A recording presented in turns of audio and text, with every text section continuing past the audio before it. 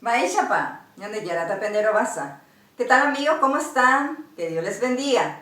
Continuando con nuestras lecciones, accidentes de modo del verbo, hoy tenemos la número 18 del modo indicativo. Ahí bota bellezare cochereje. 18. Ñereko tapiaba significa modo frecuentativo. Concepto. Oje chauka pui oiko hatembiapo. Hoy por uñe y puataba mante, que traducido quiere decir, el modo frecuentativo indica que la acción se realiza en forma frecuente. Utiliza la partícula tónica mante. Mante significa solamente, siempre, habitualmente, permanentemente, frecuentemente. Te enviará ejemplos. El primer verbo que tenemos, yei, es un verbo oral que significa irse.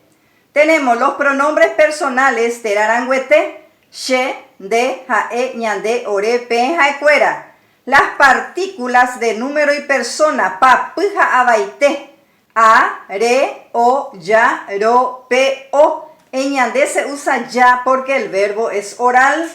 Se le agrega el verbo, en este caso yei, y la partícula del modo frecuentativo, mante, y se conjuga así. She a yei mante, dere yei mante, jae o yei mante, ñande ya yei mante, orero yei mante, pepe yei mante, jaecuera o yei mante, que traducido quiere decir, yo siempre me voy, tú siempre te vas, él siempre se va, nosotros siempre nos vamos. Nosotros siempre nos vamos. Ustedes siempre se van. Ellos siempre se van. Nos vamos en el segundo verbo. Kinini es un verbo nasal que significa callarse. Nuevamente los pronombres personales terarangüete. Las partículas de número y persona pa, puja, abaite.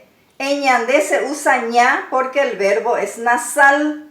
Se le agrega el verbo, en este caso kinini, y la partícula del modo frecuentativo mante, y se conjuga así. Shea kinini mante, dere kinini mante, jae o kinini mante, ñande ña kinini mante, orero kinini mante, pepe kinini mante, jaecuera o kinini mante. Que traducido quiere decir, yo siempre me callo, tú siempre te callas, él siempre se calla, nosotros siempre nos callamos, nosotros siempre nos callamos, ustedes siempre se callan, ellos siempre se callan. Te enviará ejemplos. Les traje dos oraciones. La número 1. Kalo o kinini mante isu oya ono chupe.